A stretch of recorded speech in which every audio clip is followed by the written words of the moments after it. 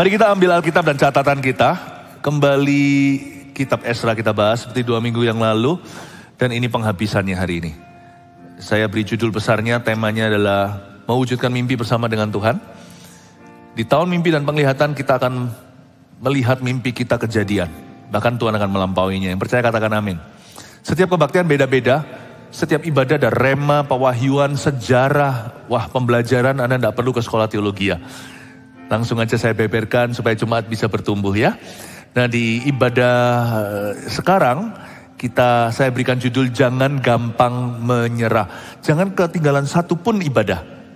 Karena khususnya di kitab Esra ini uniknya apa? Setiap pasal itu bumi langit bedanya. Kayak setiap pasal itu buku terpisah. Dan ini bukan sebagai pengetahuan ya. Menurut saya ini bukan hanya tambahan. Ini tuntunan. Khotbah kalau dari gembala sendiri itu usahakan jangan ketinggalan. Karena itu timely words. Prophetic guidance itu tuntunan profetik atas hidupmu. Esra 8 kita buka sama-sama. Jangan gampang menyerah. Iya. Esra 8 sudah dibuka ya. Sekarang kita mulai dulu dengan berapa ayat di atasnya. Yaitu di Esra 7 ayat 28b. Oke, memang pasal 8 di Alkitab kita agak aneh. Karena kayaknya ada kalimat. Dia masuk pasal itu masuk di tengah-tengah sebuah kalimat. Pasal ayat 28 itu Malaysia Indonesia 11-12 ya. Saya baca, makanya saya ambil dari pasal 7 ayat 28 dulu. Saya bacakan dulu. Maka aku menguatkan hatiku, kata Esra. Karena tangan Tuhan Allah melindungi aku dan aku menghimpunkan dari antara orang Israel beberapa pemimpin untuk berangkat pulang bersama-sama aku. Please jangan lupa, Esra ini adalah cerita pulangnya bangsa Israel dari Babilonia. 70 tahun pembuangan karena Israel kalah perang. Diserbu musuh. Ludes semuanya, tempel atau bait suci. Lalu pindah raja dari Nebukadnezar Babilonia, ditaklukkan sama negeri Persia. Irak zaman dulu itu superpower. Lalu kalah sama Iran. Lalu di tangannya Iran ini yang hari ini zaman modern namanya begitu. Di negeri Persia sudah pindah presiden, ganti raja. Dan bangsa Israel setelah 70 tahun di tempat negeri orang, mereka pulang. Salah satu pemimpin yang membawa pulang bangsa Israel adalah Esra, seorang hamba Tuhan. Di ibadah sebelum ini, saya banyak kupas Esranya. Orang ini siapa sih? Kenapa dia disebut second Moses atau Musa kedua oleh orang Yahudi? Ternyata Esra bukanlah mewakili pendeta, tapi orang Kristen pada umumnya. Kita bisa banyak berkaca. Nah, Esra ini pulang, salah satu tokoh lagi yang lainnya adalah Nehemia yang menyusul kemudian. Esra bangun bait suci, Nehemia bangun temboknya. Kalau mau bangun dulu itu bangun kerohanian, baru ekonomi Anda. Dan lain-lainnya. Nah, Esra pulang membawa pemimpin-pemimpin pulang bersama dengan dia. Nah, ayat 28b, pasal 7 sebelum masuk pasal 8. Maka aku menguatkan hatiku. Ini pesan Tuhan untuk kita loh. Hidup itu penuh dengan perjuangan. Wong kita belum di sorga kok. Masalah itu biasa. Saya baru dari Semarang, STB saat teduh bersama dari sana. Di gedung baru kita. Saya beri judul apa yang ikut, mesti tahu. Hari Rabu kemarin bukan yang Sabtu. Pencobaan kita itu biasa. Mengalahkan pencobaan. Masalah itu biasa. Gak usah kalau ada masalah itu sampai kita gak bisa doa, gak bisa kerja, gak bisa makan. Gak perlu sih. Hidup lanjut aja. Diambil susu, asal masih ada sapi perah, elus-elus sapinya supaya terus menghasilkan susunya. Sapi perahnya diambil, masih punya Tuhan yang menciptakan sapi. Hidup itu biasalah. Maksudnya masalah itu biasa. Yang penting di sini loh, kalau kita itu lemah, kita tidak berdaya, kecil sekali kekuatan kita, kena problema langsung lunglai. Kuncinya di sini sebagai anak Tuhan yang sudah punya firman. Kita punya Roh Kudus lagi di dalam diri kita. Maka aku menguatkan hatiku. Belajar mengapi-apikan diri. Belajar untuk menguatkan diri sendiri. Satu ilmu yang gak bisa ditiru. Gak bisa kita bergantung orang lain melulu. Kuatkan hatimu. Kerajaan sorga sudah ada di dalam tubuhmu, di dalam dirimu, di dalam hati. Ezra menguatkan hatinya sendiri. Jangan gampang menyerah jadi orang. Jangan mudah. Dikit-dikit kecewa sama Tuhan. Sudah gak zamannya. Tuhan udah mau datang. Dikit-dikit putus asa. Asa kok diputus-putus sih? Jangan patah semangat. Punya masalah itu just ordinary. Mau gak punya masalah? Gampang. Cepat mati. Asal jangan bunuh diri. Kalau kita punya masalah itu good news, berarti kita masih hidup. Ayat 1, inilah kepala-kepala kaum keluarga dan silsilah orang-orang yang berangkat pulang bersama-sama aku dari Babel pada zaman pemerintahan Raja Artasasta. Mulai masuk ke silsilah ya, nama-nama orang-orang yang berangkat pulang sama Ezra. Saya tunjukkan ayat 2 ini, Tuhan itu setia. Ketika kita lemah, Tuhan kasih kita orang-orang yang lebih kuat dari kita. Dari Bani Pinehas, Gersom. Dari Bani Itamar, Daniel. Dari Bani Daud, Hatus bin Sekanya. Dari Bani Paros, Sakaria. Dan bersama-sama dia 150 orang laki-laki tercatat di dalam silsilah. Dari Bani Pahat Moab, Elioenai bin Serahyah. Dan bersama-sama dia 200 laki-laki. Dari Bani Zatu, Sekanya bin Yahasiel. Dan bersama-sama dia 300 orang laki-laki. Dan dari Bani Adin, Ebed bin Yonatan dan bersama-sama dia 50 orang laki-laki. Dari Bani Elam, Yesaya bin Atalia dan bersama dia 70 orang laki-laki. Dan dari Bani Sebaja bin Mikael dan bersama-sama dia 80 orang laki-laki. Tunggu. Sampai ayat 8 dulu. Udah bosan belum? Orang kalau nggak bisa selesaikan ayat-ayat ini baca dengan normal, tanpa harus kita tuh cari tahu arti-arti tersembunyi, nggak perlu sih. Kalau memang ada arti-arti khususnya nanti saya akan beritahu sebagai guru. Tapi kalau kita baca Alkitab secara pribadi, baca aja, nggak usah di skip, jangan di skip. Tapi juga nggak perlu kita bacanya sampai lama-lama pikir, saya baca itu apa, ya kan? Atau Atalia, nggak perlu sih. Tapi kalau kita bisa selesaikan ayat-ayat ini, kita bisa sabar loh jadi orang. Kita bisa sabar jadi orang. Ada orang berkata begini, kalau lagi mau marah hitung sampai 10. 10 marah, kurang sabar. Mau jadi orang sabar, baca Alkitab. Mau jadi orang yang bisa beriman tanpa mengerti dulu, baca firman. Jangan-jangan nanti kita tahu bahasa roh, kita pikir ngomong apa ini aku? Lalu berhenti tengah-tengah, padahal ada berkat yang menanti. Padahal kita sedang download sesuatu yang sangat ilahi yang otak kita belum bisa menangkapnya. Tidak segala sesuatu harus masuk ke sini dulu, baru berguna. Kayak ayat 8 ini kita sudah gak betah. Nanti kalau kita dapat masalah, kita juga cepat-cepat kecewa, cepat putus asa. Saya dilatih sama firman, bisa baca ayat-ayat begini itu tanpa harus mengerti dulu. Pertama kali baca ya gak ngerti apa-apa. Tapi kalau saya bisa punya disiplin yang tinggi, kayaknya kalau saya diterpa masalah belum mengerti, saya gak mudah putus asa orangnya. Saya gak tunggu ngerti dulu, saya baru bergairah. Waktu saya ditempa atau ditimpa sesuatu, saya belum paham apa maksud Allah di balik ini, saya tetap setia. Kalau saya bisa setia baca, saya bisa setia dalam hidup ini. Ya, belum bosan kan? Ayat 8 kan?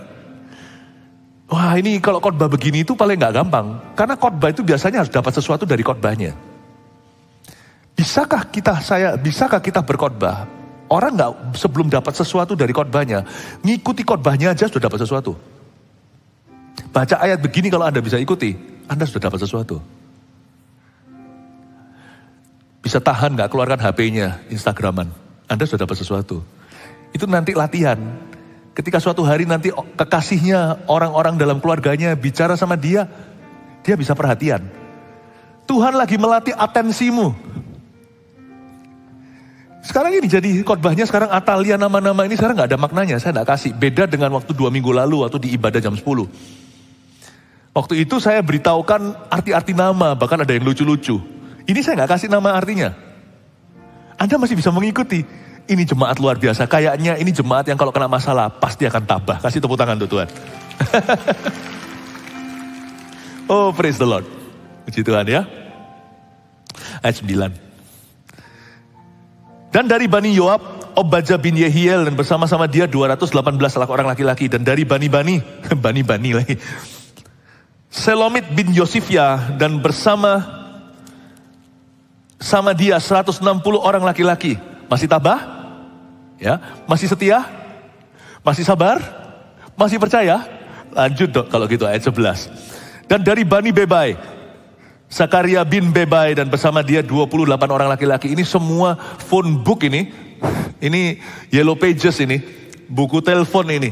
Tapi ini bukan nama sembarangan, ini nama-nama orang-orang yang taat dan setia yang pulang ke tanah perjanjian karena meresponi panggilan Tuhan. Mereka yang pulang ke tanah suci, membangun bait suci dan membangun tembok di Yerusalem juga. Ayat 12, dan dari Bani Asgad, Yohanan bin Hakatan dan bersama-sama dia 110 orang laki-laki.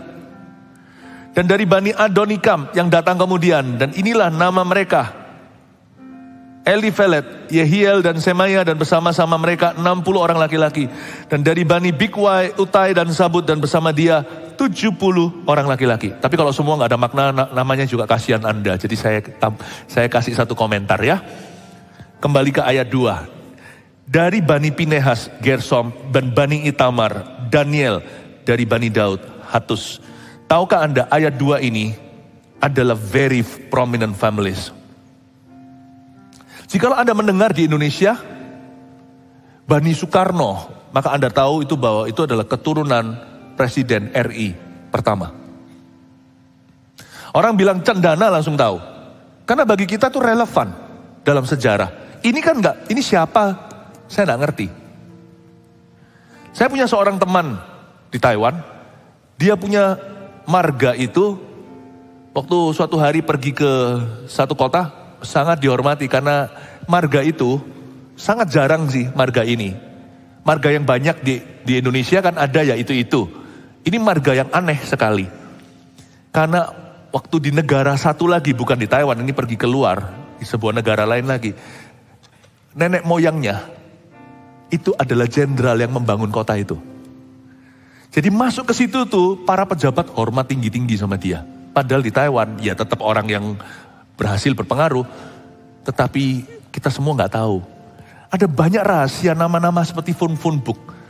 Tapi sebenarnya kalau ini nama adalah nama anak Anda, seperti kalau lagi graduation atau wisuda. Jangankan wisuda, kuliah. Sekarang itu loh, anak kecil aja SD aja mau wisuda kok, ya kan? Ada graduation pakai toga. Zaman dulu nggak ada waktu saya kecil. Anak kecil ya paling cuman pakai baju bebas, tidak seragam. Sekarang semuanya toga dari kecil. Ya lucu sih. Kok bisa ya betah ya orang tua ya nunggu anaknya dipanggil padahal anaknya masih ujung nanti terpanggil. Di depan itu anak orang dulu. Pertama-tama ya kan nama anak kecil sekarang kan panjang-panjang, kadang-kadang 3 ya kan. Andrew, Zevanya, Sudibyo. Lalu Pretty, Hello Kitty, Nikita. Satu-satu dipanggil sampai ujung anakku kapan? Tapi betah. Karena ada perlunya. Tahukah semua nama yang Anda baca tadi ini? Semuanya seseorang dan anak seseorang. Semuanya ini ada ceritanya. Kalau ini dibuka suatu hari di kitab kehidupan. Makanya sorga tidak akan membosankan. Itu biografi orang-orang ini dibuka. Anda baru tahu bahwa Tuhan punya banyak hero. Karena kalau saya baca gini itu imajinasi saya jalan. Ini membuat saya yang dahulu orangnya cuek sekali. Saya ini dulu orangnya cuek. Saya umur 6 tahun sudah pisah dari papa mama sekolah luar negeri. Jadi saya ini individualistiknya tinggi. Mandiri. Dari kecil memang mandi sendiri. Anak-anak disikat gigi saya udah gak ada mbak. Gak ada suster saya. Umur 6 tahun. Jadi saya dulu sama orang itu saya gak perhatian.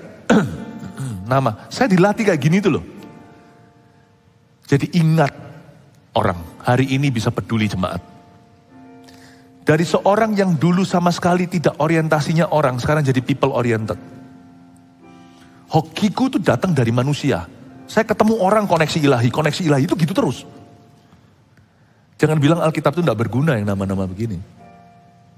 Justru kita tuh butuh orang lain supaya kita tuh berhasil. Rencana Tuhan itu terlalu besar, terlalu indah untuk kita bisa genapi sendiri. Tahukah di perahumu itu gak cukup untuk menangkap semua ikan Yesus untuk dirimu. Saya juga gak akan bisa tahan, kita ini gak bisa bertahan, kita ini gak bisa kuat sendirian. Supaya kita jangan gampang menyerah, kita butuh orang lain juga. Bapak Ibu Saudara, Alkitab ini sangat mengubah kita. Nah sekarang kembali lagi ke ayat 2. Bani Pinehas, Gersom, Itamar, Daniel, Bani Daud, Hatus. These are very prominent families. Ini adalah orang-orang yang sangat prominent sekali. Nama-nama ini orang Yahudi ngerti zaman itu apalagi. Tuhan juga punya orang kuat loh. Dari waktu ke waktu, bukan kita itu disuruh cari pejabat. Bukan. Dari waktu ke waktu Tuhan itu akan izinkan kita punya koneksi-koneksi di tempat tinggi. Dan itu pun dari Kristus, asal kita jangan taruh harap sama manusia, nanti jangan-jangan kecewa. Oh, kalau kita itu sukanya orang-orang yang membanggakan, gua kenal siapa, hati-hatilah. Kalau mau banggain orang, biarin orang lain yang banggain kita. Kita yang suka foto-foto sama siapa-siapa, gak ada salah sih. Tapi kalau kita foto, kita pajang, kita kira itu kayak kita itu orang penting. Yang penting boleh kita menghargai foto sama siapa, asal jangan kita merasa kita itu jadi naik berapa tingkat gara-gara kenal orang tertentu, itu gak usah. Gak perlu. Jangan jadi panjat sosial. Kalau memang betul-betul kita suka pajang foto sama siapa, tunggu dulu sampai foto dia yang kita pajang itu di rumahnya, dia yang kita pajang di foto kita, itu di rumahnya ada pajang foto Anda nggak? Kita foto sama jenderal, lah jenderalnya pasang foto Anda di dindingnya nggak? Kalau jenderalnya pasang foto kita di dindingnya, nah kita boleh naik 2 tingkat lah martabat, rasanya kayak wah diakui gitu loh. Makanya itu Tuhan mengatakan di dalam firman itu bagus, jangan memuji dirimu sendiri, biar orang lain yang do that job for you, or do that favor for you. Biar orang lain yang lakukan itu untukmu. Kita nggak usah taruh harap. Kalau kita taruh harap sama orang-orang kuat, nanti ya jangan lupa, bisa baik-baik di depan. Kalau ada apa-apa Anda dijual juga bisa loh, namanya manusia itu biasa mengkhianati sesamanya. Janganlah. Sama orang itu jangan pilih-pilih. Harga itu semua orang. Saya hargai itu semua orang dalam hidup saya. Seingat saya loh ya, sekuat saya hargai semua. Saya gak pernah lupa berterima kasih. Semoga apa yang saya katakan ini tidak maksudnya dapat diaminkan oleh rekan-rekan pelayanan. Mau saya naik ke sini, saya kadang-kadang itu terharu lihat semua yang berseragam hitam di situ itu semua anak orang itu volunteer, makanya saya kasih apresiasi. Angkat ini berat loh, mau coba? Angkat ini berat. Kadang-kadang yang ngangkat ini cewek lagi. Bukan meremehkan ya, tapi perempuan kan bukan kerjaan kasaran. Tapi diangkat sini, saya nggak tahu, semoga mereka lihat nggak lihat, pokoknya saya akan berterima kasih sama mereka, thank you. Sebelum naik sini saya usahakan untuk say thanks sama mereka. Mereka tidak harus kok layani ini, lakukan ini, karena mereka volunteer, mereka servolution, mereka mendaftar. Mau ngangkat gini aja loh di audisi, dilatih. Always appreciate everyone. Because people are your strength. Manusia adalah kekuatanmu. Selalu apresiasi, ingat itu. Tapi demi menolong kita, kadang-kadang Tuhan izinkan kita punya koneksi di tempat tinggi. Kadang-kadang kita dikonekkan sama Pinehas, sama keluarga Gersom, sama Itamar, Daniel, Bani Daud, Hatus. Kalau Anda baca di pasal 2 ayat 20, nggak usah dibuka. Di situ ada satu yang namanya Gibar. Pada waktu 2 minggu lalu di kebaktian pukul 10, saya berkhotbah, saya mengajarkan tentang nama-nama, tapi saya beri makna. Salah satu nama yang saya tidak sebut dan jelaskan waktu itu, saya sisakan hari ini, saya tergerak hari ini untuk saya menjelaskannya, adalah Gibar. Ya. Bakbuk semua sudah tahu, kalau nggak tahu tolong dengarkan. Kan saya minta jangan ketinggalan. Satu pun terus harus kejar. Jangan sampai luput satu daripada 10 sesi Esra ini. Ya kan ada yang namanya seperti hidung jeruk keprok, itu juga ada. Lucu-lucu sih. Gibar itu artinya strong man. From time to time, Tuhan akan mengkonekkan Anda with stronger people than yourself. Richer, smarter, more spiritual. Allah akan mengkonekkan kita dengan orang yang lebih kuat, lebih kaya, lebih mampu, lebih pintar, lebih berpengalaman, lebih rohani. Dan ketika Anda bertemu dengan orang seperti itu, jangan minder. Belajar, bukan minder. Waktu ketemu sama orang demikian, jangan manipulasi, jangan manfaatkan. Kemarin hari Sabtu saya baru ajarkan di saat teduh bersama. Cintai orang, bukan uang dan barang. Manfaatkan barang, bahkan uang, bukan orang. Jangan manfaatkan orang. Orang-orang yang lebih kuat itu bisa mencium dan mengendus ketika kita memanfaatkan. Mereka tahu. Orang kaya biasanya sangat sensitif dengan kekayaannya. Kalau dikit-dikit ujungnya adalah minta bantuan dan pinjaman. Orang itu akan alergi dulu. Dan paling tidak kalau mereka memberi dari belas kasih, Anda tidak akan pernah setara lagi atau selevel dengan mereka. Sekalipun kita nggak sekaya, tapi kita harus punya wibawa. Sekali kita singgung sesuatu yang sensitif buat mereka, mereka forever tutup pintu dan menganggap kita hanyalah pengemis yang minta-minta roti. Saya mau ketemu sama orang sejagat pun, saya dibanding orang-orang tersebut, saya melarat total. Tapi saya dan anak-anak saya, keluarga kami, saya istri dan putra-putri kami, tak ada satu pun yang minder. Tapi kita juga tidak perlu anti dengan mereka. Intinya adalah kalau Tuhan koneksikan Anda dengan orang yang lebih kuat, berkati mereka dengan cara yang Anda bisa. Bless them first. Because you never know why God has connected you to them. Karena Anda tidak pernah tahu kenapa Allah mengkonekkan Anda dengan mereka. Dan sebaliknya, kenapa Allah mengkonekkan mereka dengan Anda. Jangan pernah manfaatkan. Manusia saling membutuhkan. Ada waktunya nanti Anda butuh mereka. Ada waktunya mereka butuh Anda. Mau mereka orang yang punya kedudukan tinggi lah atau apapun pemimpin, jangan. Selalu punya hati hamba. Serve people first. Layani mereka dulu. Sebab ketika Anda menabur, Anda akan menuai kemudian. Dan Anda akan terkejut nanti suatu hari ketika saatnya Anda membutuhkan, orang-orang ini akan digerakkan Tuhan. Asal jangan berharap sama mereka ya. Kalau lihat orang itu jangan lihat seperti ATM gitu. Kalau lihat orang itu jangan lihat seperti, wah ini nanti. Jangan pernah bertanya, apa gunanya orang ini ya. Jangan kasihi mereka. Kasihi mereka. Jangan gampang menyerah, simple topiknya. Tapi waktu kita dalami dalam firman, ternyata mendalam. Kita diajari sama Tuhan untuk tulus sebelum cerdik seperti ular. Bapak ibu saudara, there will be time, dari waktu ke waktu, kita itu diuji Tuhan dengan dikonekkan dengan orang yang lebih ini, lebih itu dari kita. Tapi Tuhan akan melihat ketulusan kita. Dan very prominent people. Mungkin gak banyak, 1-2. Tapi itu juga akan berguna bagimu suatu hari. Hanya Anda belum tahu aja gunanya apa. Anda belum tahu koneknya di mana. Tapi jangan pernah melihat hanya mereka yang kuat yang berguna. Mereka yang lemah tidak. Di ibadah sebelum ini tadi saya ajarkan. Kalau Anda ketemu sama orang, setiap orang itu yang bisa Anda bantu atau tidak bisa Anda bantu itu ada rencana Tuhan di baliknya. Yang bisa membantumu atau tidak bisa membantumu itu ada rencana Allah di dalamnya. Ada rencana Allah untuk menolongmu. Ada rencana Allah untuk menambahkan sesuatu di karaktermu. Ya. Itulah sebabnya Bapak Ibu Saudara, kita harus mengasihi sesama. Sesama itu semua. Tapi tetap saya harus tekankan bahwa dari waktu ke waktu Allah akan mengirimkan pertolongan dari tempat maha tinggi bagi dirimu dan diriku. Akan ada prominent people, orang-orang berpengaruh yang Tuhan taruh dalam kehidupan kita. Dan Tuhan akan test the water. Tuhan akan menguji apakah kita tuh ready, siap untuk ketemu orang-orang yang begini. Amin Bapak Ibu Saudara. Kalau Anda dipercaya 1 miliar hari-hari ke depan, pastikan itu menjadi 2 miliar untuk orang yang mempercayakan.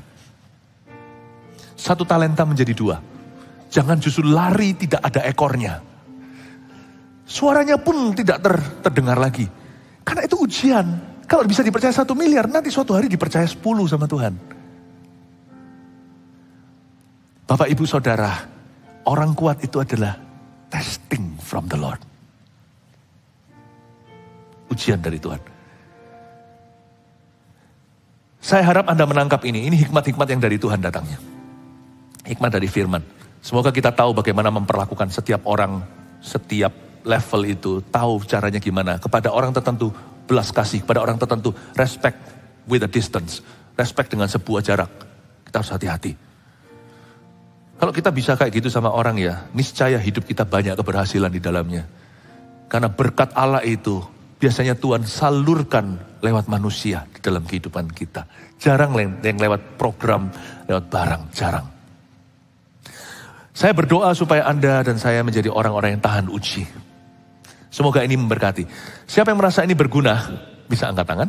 Oh puji Tuhan, saya senang tidak sia-sia mempersiapkannya. Haleluya, kasih tepuk tangan untuk Tuhan Yesus.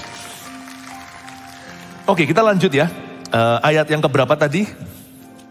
Ayat 15. Legawa. Sudah gak bicara nama-nama. Aku menghimpunkan mereka dekat sungai yang mengalir ke Ahawa. Dan di sana kami berkemah 3 hari lamanya.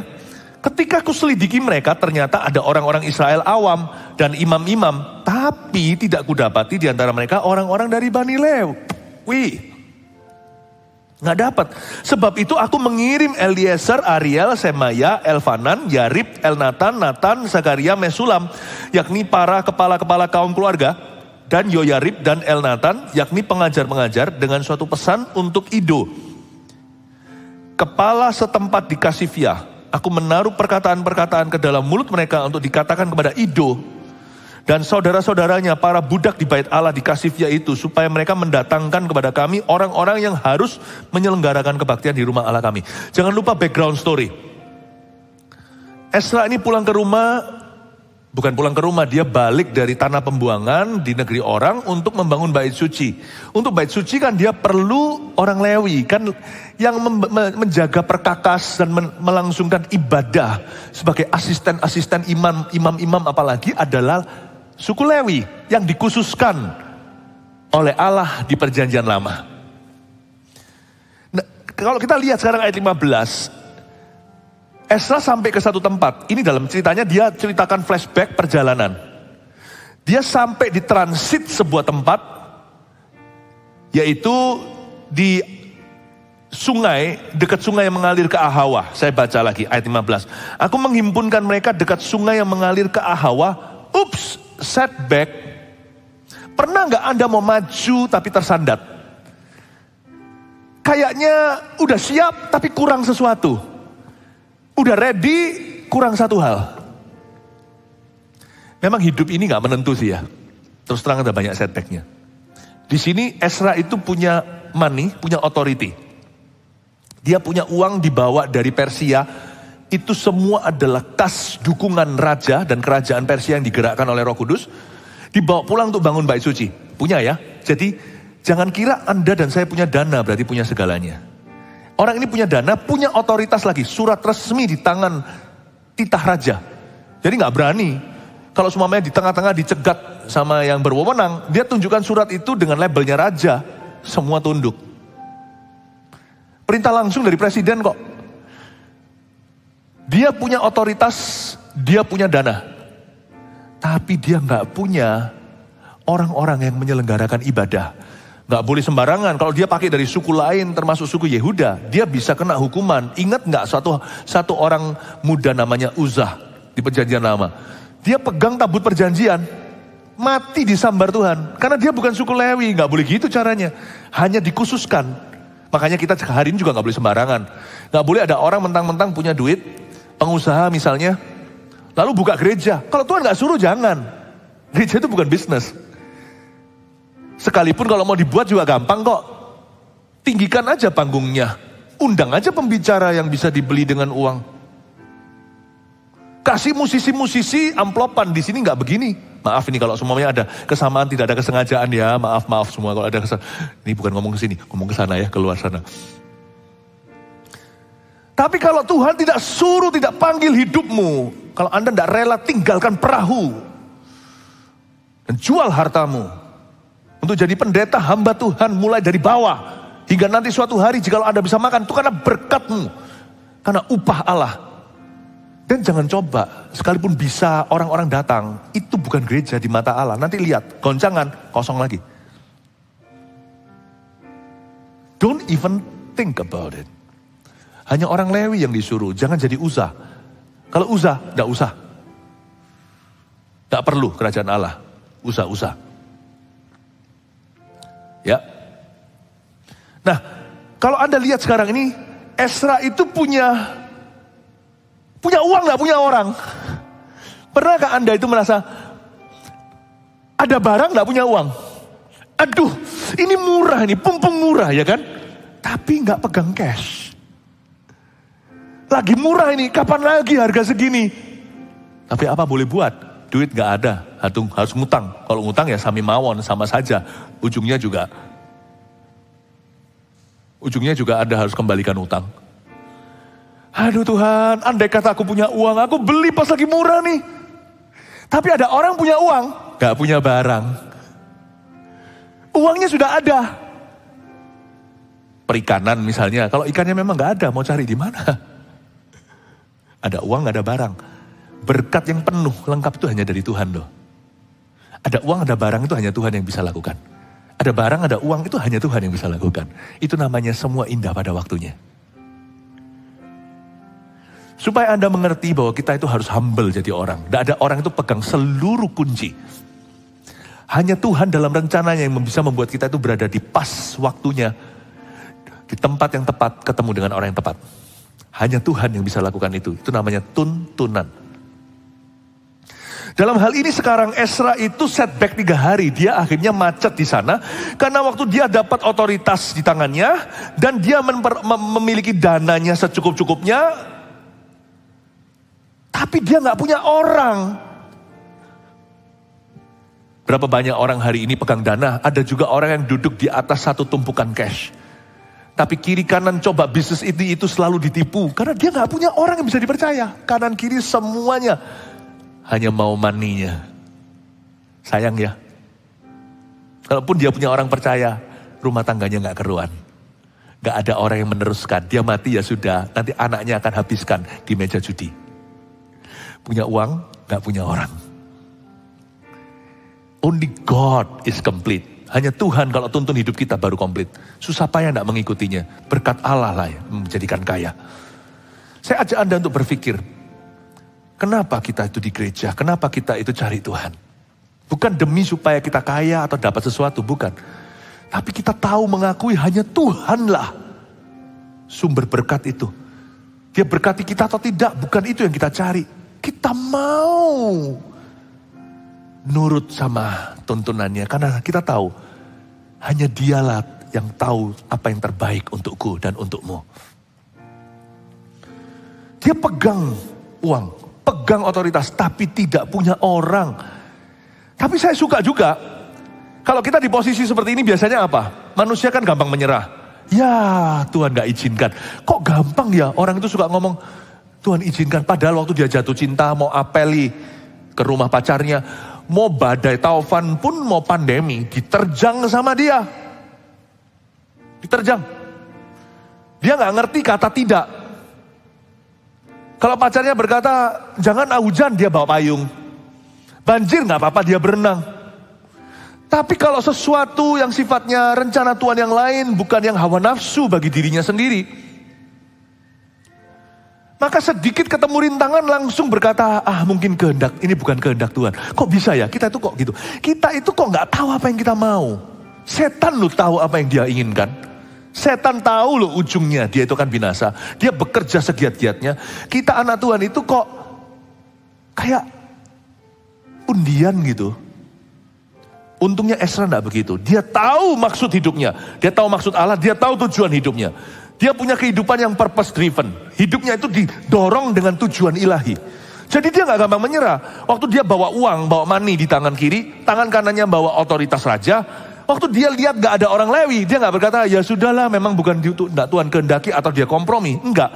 Lalu dia katakan di ayat 16 ini yang dia lakukan. Sebab itu aku mengirim. Berhenti.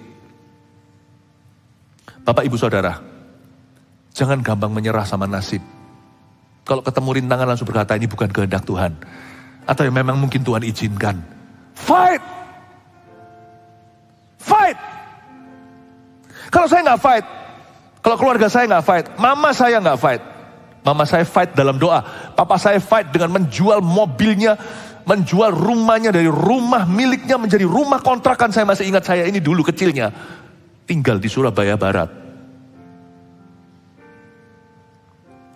Dulu namanya, kami pindah dari Darmo Satelit, zaman dulu namanya, punya rumah, papa saya suka sekali rumah idaman, udah dikasih tanaman, kasih gambar, kasih mural di belakangnya ini itu, ada tempat ruangan mainan dijual karena saya sakit. Pindah ke Darmo Permai, ngontrak rumah yang semak belukar. Papa saya masih mulai kerja, masih banyak tanggung keluarga besar. Zaman dulu kan orang kuno kan begitu, yang ditanggung itu semua saudara-saudaranya. Kalau yang lebih berhasil. Saya lihat pengorbanannya. Ayah saya mengorbankan segalanya untuk obatkan saya. Saya ke Taiwan. Tapi juga gak sembuh. Namanya perlu mujizat. Mama saya sebagai orang Kristen, papa saya belum waktu itu. Berdoa tiap malam, saya gak pernah gagal melihat mama saya itu berlinang air mata. Cuman komat-kamit mulutnya seperti Hana. Hana menyerahkan Samuel. Ternyata saya baru mengerti nanti mama saya mendoakan supaya saya menjadi anak yang normal. Kalau nggak fight, semua itu kalau bilang Tuhan izinkan, hari ini Bapak Ibu Saudara, saya jalan pakai kaki polio. Tahu gak Anda? Belum tahu mungkin, Anda mungkin baru 2 tahun ini gabung dengan Gereja Mawar Sharon, ada sini dari Saat Teduh dan sebagainya. Mungkin Anda nggak tahu sejarah histori saya. Hari ini saya mungkin sudah nggak bisa begini. Saya mungkin sekolah luar biasa, ingat nama aja nggak bisa. Nulis itu loh saya nggak, gunting aja nggak mampu. Gunting itu gunting kertas sama gunting biasa yang tajam tuh klik nggak bisa. Ingat nama saya Philip Mantova itu pelip. Nggak pernah bisa, bener nggak ada marga Mantovanya saya nggak bisa hafal. Umur 6, umur 7, anak-anak sudah ABCDE, sudah nonton kartun, saya masih nggak bisa ingat nama saya. If my parents did not fight. Kalau mama saya tidak fight di dalam hadirat Tuhan dan berkata, Lord, anak ini harus alive. Saya gak jadi hamba Tuhan hari ini. Saya mungkin hari ini tidak bisa berdiri di sini dan berbicara kepada Anda. Karena saya tidak ingat, Esra pasal berapa? Saya tidak akan paham. Jangan dikit-dikit berkata Tuhan izinkan atau Tuhan beri aku pencobaan. Namanya hidup di hidup ini ya memang penuh pencobaan. Fight saudaraku. Jangan gampang menyerah. Esra lihat gak ada Lewi. Dia kirim orang-orang kembali. Setback mundur 3 hari. Mestinya dia udah nyampe. Bisa-bisa dia nyampenya 4 bulan 3 hari. Karena perlu perjalanan 4 bulan untuk sampai pulang ke tanah perjanjian. 4 bulan 3 hari. Oh haleluya. Lalu sedikit lagi tambahin fight-fightnya lagi. Saya dikirim ke Taiwan supaya bisa berbahasa Chinese. Lalu habis itu di Indonesia, gimana caranya orang tua tetap kerja. Pokoknya gak apa-apa mereka gak kaya. Asal anak-anaknya bisa mengecap pendidikan. Sekolahlah saya di Singapura. Bahasa Inggris. Lawan. Pulang Indo, bahasa Indonesia saya berantakan. Gimana enggak saya hanya SD di Indonesia. Lalu sisanya di luar negeri. Saya suruh khotbah bahasa Indonesia. Saya masih ingat saya pertama kali khotbah itu di persekutuannya salah satu volunteer kita. Keluarganya punya usaha, Andrew namanya, atau orangnya nggak di sini ya. Saya di persekutuan itu ibu-ibu semuanya ketawain saya karena saya salah bicara. Waktu kesaksian sharing 15 menit. Itu pun saya sudah struggling, saya bergumul sendiri. Bisa nyelesain bahasa Indonesia full itu 15 menit saya nggak bisa. Dulu saya bahasa Indonesia, bukan berarti Inggrisnya bagus kayak war kayak orang bule ya enggak. Inggris nggak bagus, Indonesia nggak bagus. Di Taiwan cuman umur 6 tahun sampai umur 7,5. Saya belajar semua lagi bahasa ini. Saya nggak punya mother tongue. Kayaknya di sana sini cuman sebentar-bentar saja. Saya masih ingat kok waktu pertama kali khotbah itu di hadapan ibu-ibu. Saya bilang, mari kita semua tutup dalam dosa. Tertawa semua. Lalu saya sadar gini, saya salah bicara. Oh mari kita tutup kepala. Tutup mata masuk dalam doa. Saya bilang tutup kepala masuk dalam dosa. Malu aku, bangkit lagi, dikasih undangan lagi sekali. Saya khotbah lagi. Saya masih ingat khotbah saya 10 perintah Allah. Saya hafal bahasa Indonesianya. Untuk saya tulis, mana bisa saya tulis. Ini Budi, ini Wati. Bahasa Inggris, saya harus belajar fight, jangan gampang menyerah. Masalahnya kita itu di dalam kingdom kasih karunia. Banyak orang Kristen jadi malas-malasan. Mendingan orang-orang kepercayaan lain yang percaya karma. Kalau mereka gak sungguh-sungguh nanti lahir jadi kucing. Kalau kita nggak apa-apa, kayak shera whatever will be, kan Tuhan sudah menerima kita. No, kasih karunia itu justru membuat kita rajin. Kasih karunia itu justru membuat kita nggak menyerah, justru membuat kita berjuang. Karena kita berjuang sudah menang, lain dengan orang yang berjuang untuk menang. Kalau saya main bola basket saya kalau tulup-tulupan gitu masuk-masukan itu selalu masuk kalau latihan. Tapi kalau lagi turnamen, karena kita tegang, belum menang, luput melulu.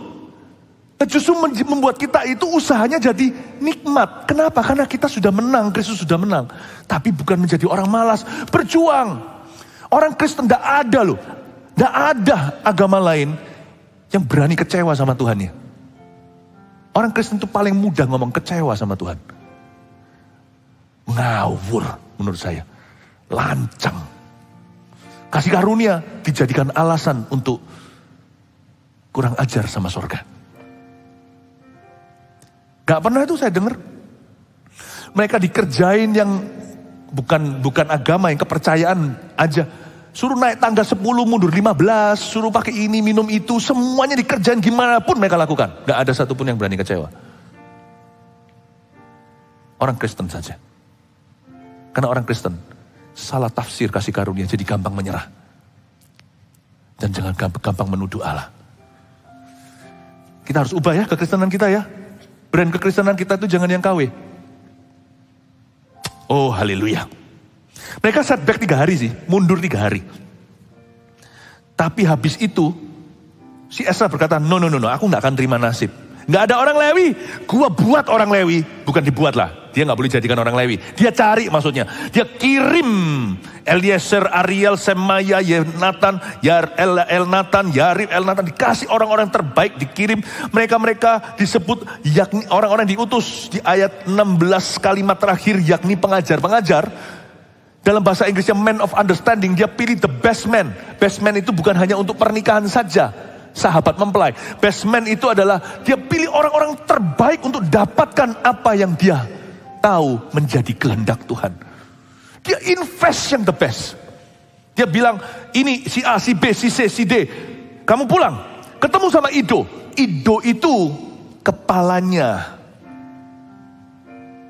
Lewi saat itu. Pulang, minta Lewi. Kita ada uang, kita ada otoritas, raja. Gak ada orang, pulang, dapatkan orang yang seperti Tuhan kehendaki. Go and get them. Wow, saya bisa rasakan Esra itu. Dia gak berkata, ya sudah memang mungkin bukan kehendak Tuhan. Ya sudah memang mungkin nasib. Atau ya Tuhan tidak izinkan. No, ini bukan Tuhan izinkan sekalipun Tuhan sudah restui. Bukan berarti garansi akan gampang perjalanannya. Hanya karena Tuhan memberkati kita bukan berarti bahwa, atau Tuhan menyertai bukan berarti bahwa tidak ada rintangan di depan. Kalau saya tahu visi saya itu, tujuan saya ini, ada angin badai saya terjang. Karena kasih karunia membuat saya kuat untuk tidak menyerah. Amin Bapak Ibu Saudara. Saya suka, saya applause. Saya applaud si Esra. Orang ini tidak gampang menerima dan pasrah. Berserah sama Tuhan itu tidak ada hubungannya sama pasrah. Berserah sama Tuhan itu bagi orang yang tahu tujuannya. Dan karena dia tahu Tuhan suruh dia ke situ. Berserah itu artinya kalau Tuhan suruh saya ke sana, saya tempuh dan saya akan lawan. Kalau Tuhan bilang itu, berserah itu berarti saya berserah pada kehendaknya. Kehendaknya yang jadi, bukan kehendakku. Tidak ada alasan. Tidak ada rasa takut lagi. Dan tidak ada sebab. Tidak dibenarkan untuk saya menyerah hari ini. Haleluya. Kita lanjutkan lagi ke ayat yang mana tadi? Ayat 21 ya. Masih bersama dengan saya ya.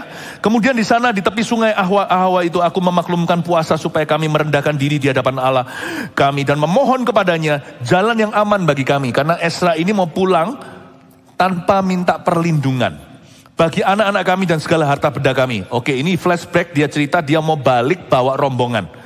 Karena aku, ayat 22, karena aku malu meminta tentara dan orang-orang berkuda kepada raja untuk mengawal kami terhadap musuh di jalan. Sebab kami telah berkata kepada raja demikian. Tangan Allah kami melindungi semua orang yang mencari dia demi keselamatan mereka. Tetapi kuasa murkanya menimpa semua orang yang meninggalkan dia. Bapak, Ibu, Saudara, jemaat terkasih. Mari kita pelajari karakter Ezra yang pantang menyerah. Orang ini prioritasnya jelas. Dia itu membawa harta. Bukan untuk dia. Bukan untuk rombongannya. Harta itu modal kerja untuk bangun bait suci. Dari treasury atau dari perbendaharaan kerajaan Persia. Dia bawa pulang itu worth millions of dollars. Itu jutaan dolar yang dia bawa. Harganya hari ini nilainya. Itu di tengah-tengah jalan zaman dulu itu ada banyak perampokan bisa terjadi. Ada banyak pirates itu kayak bajak laut, ini bajak darat. Tapi dia tidak minta sesuatu kepada raja perlindungan karena ini urusan orang Kristiani zaman itu. Supaya jangan sampai orang Kristennya tunduk sama orang-orang gak percaya, membutuhkan belas kasih mereka. Ayat 22, karena aku malu meminta tentara dan orang berkuda. Di sini saya melihat karakter Ezra. Orang ini lebih concern sama kemuliaan Tuhan daripada keamanan dirinya. Saya suka sekali orang ini. Orang ini kalau tahu tujuan hidupnya, dia itu akan menjaga kemuliaan Allah melebihi keamanan dia sendiri. Nyawa pun dia pasang. Orang ini dengan kata lain sangat cinta Tuhan dan menjaga nama Tuhan. Please ya, di dunia kerja, di dunia sana, di luar sana, jagalah nama Tuhan melebihi keuntungan bisnismu. Please jaga nama Tuhan melebihi apapun juga. Karena nama Tuhan itu yang Anda wariskan ke anak-anak nanti. Dan mereka akan lari ke dalamnya dan mereka akan selamat. Jangan sampai orang-orang yang kita cinta itu tersandung gara-gara kita gak jaga nama Tuhan. Nanti suatu hari mereka gak bisa masuk keselamatan gara-gara kita. Nanti anak-anak kita jadi muak untuk berdoa dalam nama Yesus. Karena lihat papanya kayak gitu ternyata kelakuannya begini. Padahal itu bukan salah nama Yesus, salah papanya. Jangan sampai mereka gak masuk ke nama Yesus gara-gara papanya. Paham maksud saya? Atau gara-gara Anda dan saya. Tangan Allah kami melindungi semua orang yang mencari Dia. Ayat 23. Jadi berpuasalah kami dan memohonkan hal itu kepada Allah dan Allah mengabulkan permohonan kami. Tunggu sebentar. Ada perbedaan kontras antara Nehemia dan Ezra. Ezra membanggakan bahwa dia tidak minta tentara atau orang berkuda. Dia berdoa agar dilindungi dan Tuhan memang mengabulkan. Mustahillah bajak darat begitu banyak. Dia bisa sampai ke tempat tujuan 1.500 km kemudian tanpa tergores sedikit pun. Tanpa ada orang yang bisa berusaha merebut atau mencuri 1 sen pun dari dirinya. Itu mustahil. Tapi sama Ezra beda. Kalau Ezra pasal 2 ayat 7-9 gak usah dibuka, catat aja. Di Ezra pasal 2, 7-9, kebalikannya, Ezra berdoa agar raja digerakkan, dan raja sungguh-sungguh tergerak, mengirim, tidak tanggung-tanggung, panglima-panglima perang dan tentara berkudanya untuk jaga Nehemia, juniornya Ezra. Ezra bangun bait suci, bawa material, Nehemia juga bawa material yang sifatnya jutaan dolar, yang satu tidak minta penjagaan, bahkan menolak, jangan sampai mempermalukan Tuhan, yang satu lagi minta penjagaan. Maksud saya apa? Di area yang tidak jelas-jelas dikatakan oleh Alkitab boleh atau tidak, iman Anda yang berbicara. Ada orang yang beriman tanpa obat. Tapi ada orang yang beriman dengan obat aku akan sembuh. Yang pakai obat jangan berkata kurang rohani lu. Yang pakai obat jangan berkata ngeroh kamu pada orang yang tidak minum obat.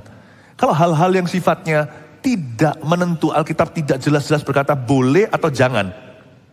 Then let it be according to your faith. Terjadi sesuai dengan imanmu. Mereka melihat perkara ini berbeda. Ezra melihat bahwa kalau mereka pulang dilindungi raja, malu-maluin saja.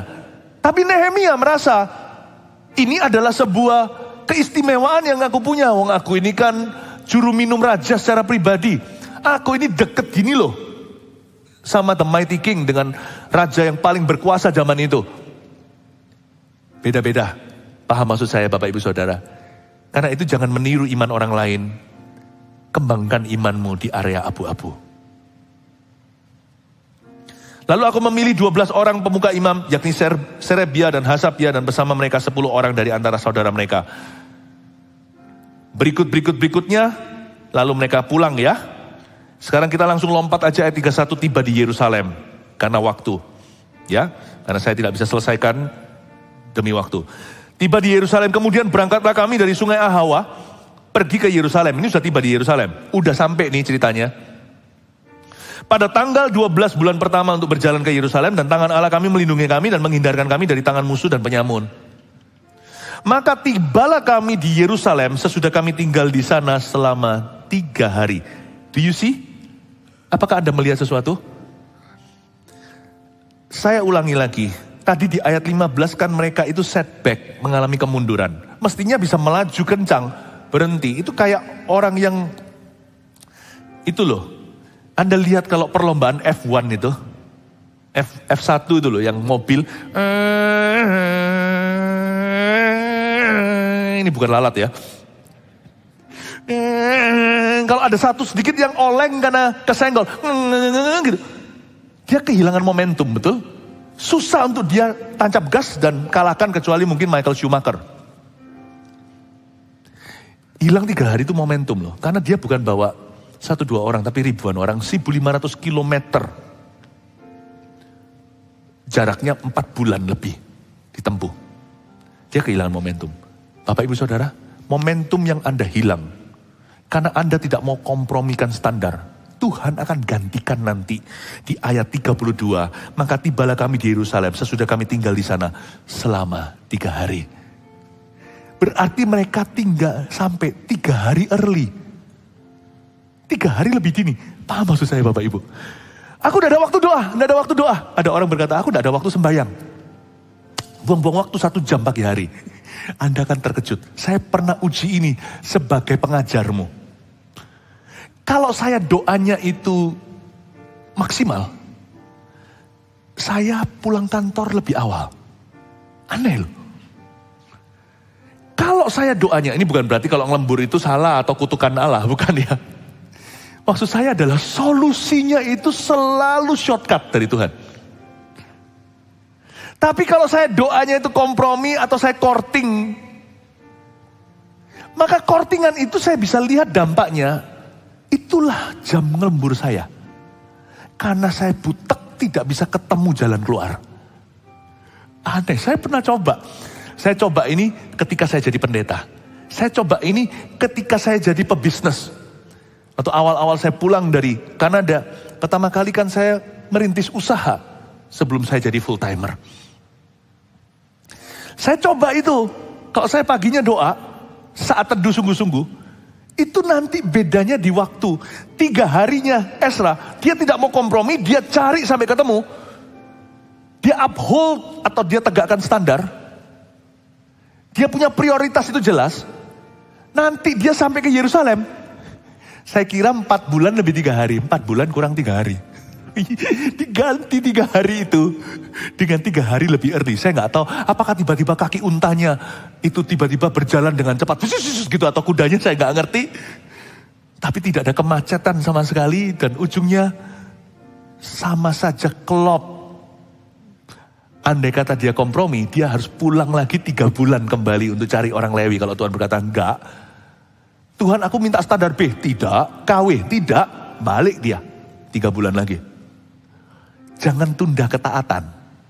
Karena ketaatan yang kau tunda akan menjadi kemuliaan yang tertunda. Ketaatan yang Anda lakukan dan gara-gara itu beberapa kenikmatanmu ditunda dulu. Nanti Anda akan kaget. Semua kenikmatan itu dibayar Tuhan di belakang. Mereka bisa istirahat, tibalah di Yerusalem. Di sana selama 3 hari. Bisa rest dulu sebelum kerja. Ajaib bukan? Kalau saya baca gini itu saya berkata, wow Tuhan. Lalu nanti ayat-ayat berikutnya saya nggak perlu bacakan. Ayat-ayat berikutnya itu adalah selesainya pekerjaan Ezra. Membangun segala yang dia perlu lakukan. Jangan menyerah ya Bapak Ibu Saudara. Sampai job well done. Setia sama Tuhan itu sampai mati. Dan kalau setia sampai visi itu sampai terjadi. Kalau setia sama pekerjaan itu sampai pekerjaannya selesai rampung. Tadi saya waktu capek ketemu orang setelah ibadah begini di antara makanan menunggu saya. Karena saya kan bukan dari robot, nggak makan oli. Saya ini kan perlu makan nasi. Makanan sudah dihidangkan di belakang sana. Tapi masih ada sisa beberapa pekerjaan yang sifatnya kurang signifikan menurut mungkin. Tapi bagi saya semua pekerjaan signifikan. Apalagi kalau itu berkenaan dengan jemaat. Tanda tangan buku-buku yang dibeli sama pendatang hari ini ke sini, nggak tahu jemaat atau bukan, dari Pustaka Raja Wali. Dan buku-bukunya udah numpuk untuk saya tanda tangan. Beberapa teman-teman hospitality sudah sungkan berkata, Ko Philip makan dulu. Saya bilang enggak, saya kasih satu nilai value. Enggak selesai kerja enggak makan. Taruh dulu di sini, tak tanda tangani satu-satu. Baru setelah itu saya makan nasiku. I have a very simple, kecuali kalau telat makan jangan ya, taruh dulu makan dulu daripada sakit mah. Kalau bukan belum telat.